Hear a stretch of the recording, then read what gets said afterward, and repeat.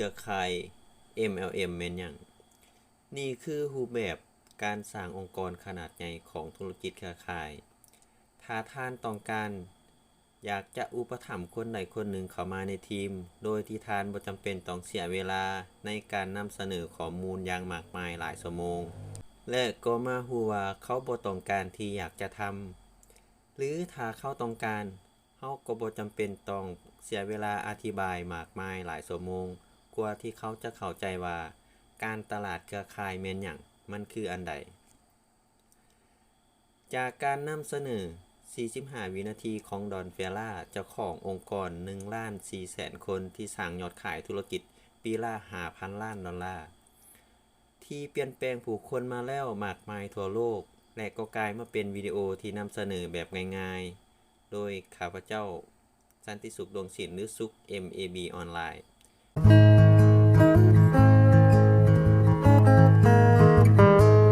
เพื่อให้เกิดผลประโยชน์สูงสุดกับนักธุรกิจเครือข่ายที่ต้องการอยากจะสร้างองค์กรขนาดใหญ่นั่นเอง ทุกวันนี้เฮารู้นำกันแล้วว่า ผู้คนต้องการอยากจะเป็นเจ้าของชีวิตของตัวเองที่สมบูรณ์แบบ อยากจะมีเวลา อยากจะมีรถ อยากจะมีเรือน อยากจะมีอิสระ อยากจะไปหลินไปเที่ยวที่ใดเมื่อใดก็ได้ อยากจะมีเงิน อยากจะมีสุขภาพที่ยอดเยี่ยม แต่จะมีสักกี่คนที่จะเฮ็ดได้แบบนั้น เช่น พนักงานประจำก็ต้องฟ้าวตื่นแต่เช้าแม่นบ่เพื่อไปเฮ็ดเวียกให้ทันกับเวลา รายได้ก็มีเพดานจำกัด มีการจำกัดตามงานที่ทำนั่นเอง อาชีพอิสระหรือเจ้าของกิจการก็ต้องจัดการเองทุกอย่าง เวลาก็หมดไปกับการหาเงิน จะไปใส่ก็ห่วงห้าน ห่วงของ จะไปใส่ก็บ่สะดวก ส่วนกลุ่มคนที่เกษียณอายุ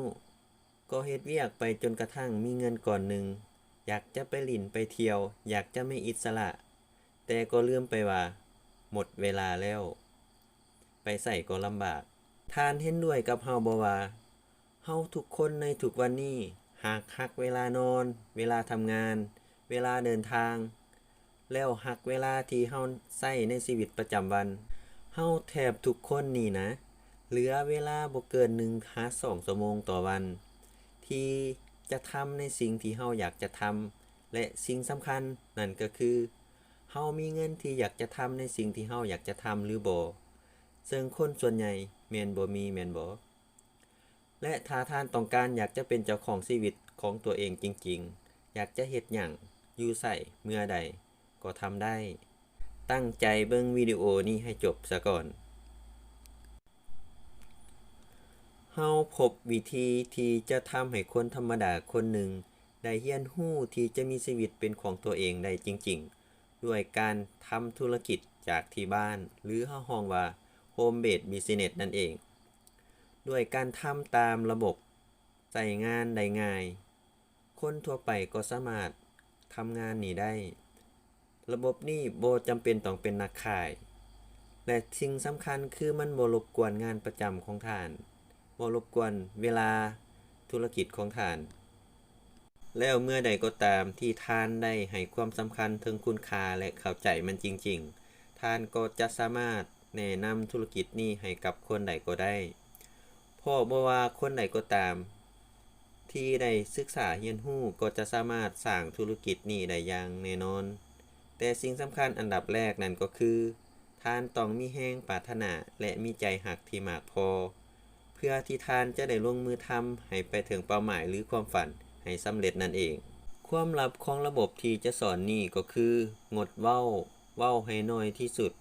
ยิ่งท่านเว้าหลายเท่าใดเขาก็ยิ่งคิดว่าทำบ่ได้ดอก เพราะบ่มีเวลา จงจำไว้อย่างหนึ่งนะ คำว่าบ่มีเวลานี่เป็นข้ออ้างที่สำคัญที่สุดที่คนใช้ปฏิเสธธุรกิจนี้ และตอนนี้ท่านก็ยังบ่ทันรู้หยังหลายเทื่อ แค่ร่วมกับคนคนหนึ่งที่เขากำลังอยากจะได้อันใดอันหนึ่งจักอย่าง หาให้พบว่าเขาอยากจะได้หยังและนำเสนอวิดีโอนี้เพื่อตอบคำถามในใจของเขา และให้เขาได้ศึกษาสิ่งที่จำเป็นต้องรู้เพื่อเปิดช่องทางใหม่ให้เขาได้ในสิ่งที่เขาต้องการอยากจะได้นั่นเอง แล้วเมื่อเขาเบิ่งวิดีโอจบ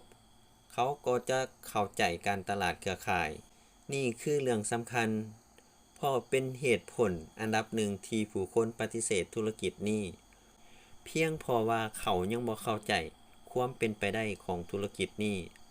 แล้วเมื่อถึงตอนนี้พวกเขาจะเข้าใจการตลาดเครือข่ายเปรียบเหมือนเขารู้วิธีขับพาหนะ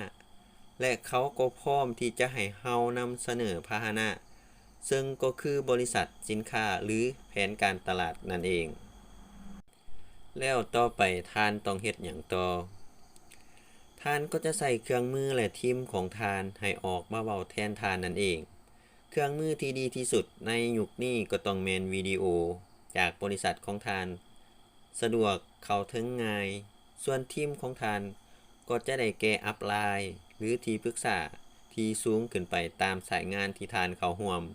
พวกเขาเหล่านั้นก็คือผู้อุปถัมภ์ของท่านนั่นเองสมมุติว่าท่านมีผู้อุปถัมภ์คนแรก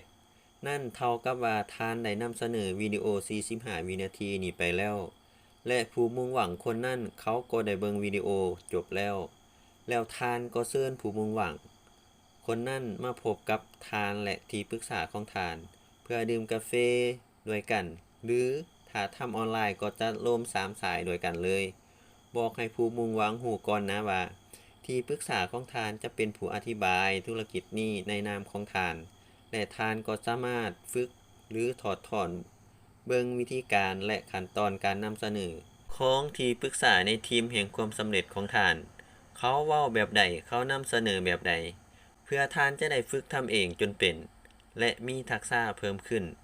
เพื่อที่ตัวท่านเองจะได้นำไปสอนทีมต่อให้กับทีมแห่งความสำเร็จในองค์กรของท่านต่อไป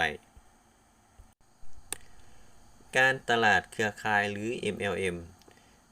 นี่เป็นหนึ่งในหลายวิธีที่บริษัทต่างๆใช้ในการเคลื่อนไหวสินค้าไปสู่ผู้บริโภคซึ่งเติบโตไวสุดรวมถึงยังถูกเข้าใจผิดหลายที่สุดอีกด้วยวิดีโอนี้จะสร้างความรู้ความเข้าใจว่าอันใดคือ MLM และอันใดที่บ่แม่น MLM รวมถึงวิดีโอนี้จะเป็นเครื่องมือเพื่อช่วยให้ท่านคิดสอนคนในองค์กรในการเริ่มต้นได้อย่างถูกต้องนั่นเอง MLM หรือการตลาดหลายชั้นนี่เราสามารถทำความเข้าใจได้ดังนี้ตลาดก็คือการเคลื่อนไหวสินค้าจากผู้ผลิตไปสู่ผู้บริโภคหลายชั้นก็หมายถึงระบบการจ่ายผลตอบแทนแบ่งจ่ายให้กับผู้คนที่เป็นเหตุให้สินค้านั้นเคลื่อนไหวไปสู่ผู้บริโภคนั่นเองการตลาดโดยพื้นฐานเช่นขายย่อยห้านขายของซ้ำห้านขายยาห้านสัมภาระสินค้าขายตรงเช่นการขายประกันซามิสทีนเครื่องกรองน้ำการขายที่ถึงผู้บริโภคโดยตรงหรือเฮานำเสนอขายตามบ้านการตลาดหลายชั้นหรือ MLM คือสิ่งที่เฮาจะนำเสนอในวิดีโอนี้นั่นเองการสั่งสินค้าทางออนไลน์ยุคนี้กำลังเติบโตอย่างแพร่หลายเพราะว่าเข้าถึงง่ายสะดวกอยากซื้ออยากได้อันใดเมื่อใดแค่จิ้มได้ทันทีเลยการขายที่ผู้คนมักสับสนกับ MLM แต่เบิ่งมันคล้ายๆคือกันนั่นก็คือพีระมิดนั่นเองและมันจะเป็นสิ่งที่ผิดกฎหมายเพราะพวกเขาบ่สนใจในการเคลื่อนย้ายสินค้าไปสู่ผู้บริโภคและท่านจะเอิ้นมันว่าการตลาดได้อย่างใดอีกอย่างหนึ่งที่ทำให้ MLM แตกต่างจากการขายย่อยและการขายตรงก็คือใน MLM ท่านอยู่ในธุรกิจเพื่อตัวท่านเองแต่บ่แม่นด้วยตัวท่านเองคนส่วนใหญ่มักซื้อแต่บ่มักถือขายนักธุรกิจลวงหลายล้มเหลวเพราะพวกเขาพยายามที่จะสร้างองค์กรโดยเน้นในการขายซึ่งมันบ่ถูกต้องเลยแต่การขายของท่านจะเกิดขึ้นเองอย่างเป็นธรรมชาติระหว่างการสร้างองค์กรนั่นเองอย่างใดก็ตามสินค้าก็ต้องเคลื่อนย้ายไปสู่ผู้บริโภคอยู่ดีมิฉะนั้นก็จะบ่มีไผจ่ายเงินให้กับท่าน MLM ส่วนใหญ่ใช้การโฆษณาแบบบอกต่อปากต่อปากด้วยเหตุนี้บริษัทจึงมีงบหลวงหลายในการที่จะพัฒนาสินค้าให้มีคุณภาพที่ดีที่สุด และก็สามารถที่จะแบ่งปันหรือหาสมาชิกได้ง่ายแต่อย่าพยายามขายโปรแกรมธุรกิจของทานให้กับคนอื่นโดยลำพังด้วยตัวทานเองท่านต้องใส่เครื่องมือและก็ใส่ทีมการสร้างธุรกิจให้สำเร็จท่านจำเป็นต้องอุปถัมภ์และการสอนไปพร้อมๆกันสอนเขาในสิ่งที่ท่านกำลังทำอยู่รวมทั้งการให้คำมั่นสัญญาโดยการที่จะช่วยเหลือพวกเขานี่คือการสร้างธุรกิจของพวกเขานั่นเองข้อเท็จจริงขององค์กร MLM และองค์กรพีระมิดจะมีเพียงคนที่เริ่มต้นก่อนเท่านั้นที่จะมีโอกาสขึ้นตำแหน่งได้สูงได้ส่วน MLM หรือการตลาดเครือข่ายนี้ทุกคนมีโอกาสที่จะสร้างองค์กรที่มีขนาดใหญ่มากกว่าคนที่อุปถัมภ์ทานได้ซะอีกการตลาดเครือข่ายเกิดขึ้นมาแล้วมากกว่า60ปีและสร้างอิสรภาพให้กับผู้คนมากมายโดยระบบที่ขยายตัวแบบทวีคูณจึงสร้างยอดขายได้หลายมหาศาลและก็ทำให้ผู้คนหลากหลายอาชีพต่างเข้ามาเรียนรู้เพื่อที่จะเป็นนักธุรกิจที่ประสบความสำเร็จและเป็นเจ้าของชีวิตของตัวเองในรูปแบบที่ต้องการจริงๆแล้วการขยายตัวแบบทวีคูณมันเป็นแบบใดแล้วอันใดในธุรกิจเครือข่ายที่ท่านบ่ควรทำรวมทั้งสิ่งใดที่ท่านควรทำนี่คือการนำเสนอวิดีโอ45วินาทีของดอนเฟล่าเจ้าขององค์กร1,400,000 คนอย่าลืมกดติดตามเพื่อท่านจะบ่พลาด EP ต่อไปขอขอบใจสบายดี